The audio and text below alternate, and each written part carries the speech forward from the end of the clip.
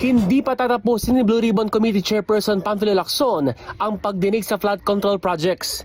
Ito ang kanyang pagtitiyak pero hindi na niya papasdahan ang mga isyu na kasampa na sa korte. May mga pillars pa from other probable resource persons na gusto mag-contribute.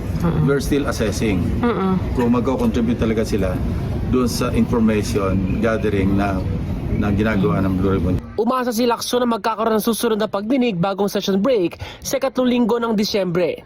Target din makapagpalabas ng partial committee report. Pag dala-dalawa, 3 ahensya nag-imbestiga, nagugulahan lang ho eh.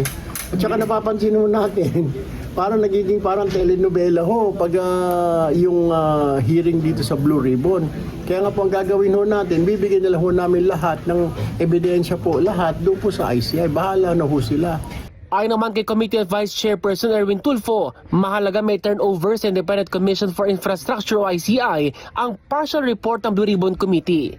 As we speak, kina-craft ngayon. So pag natapos, after the budget debates dito, then pwedeng sponsor sa floor.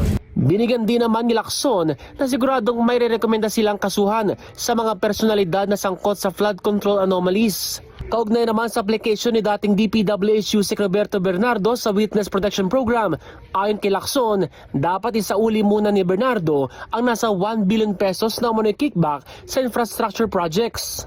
Sa tingin ko lang wala akong pinagbabasihan.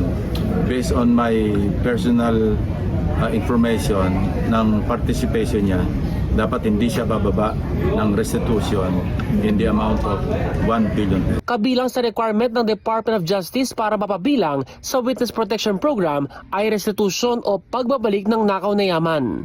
Ace Cruz, Newsline.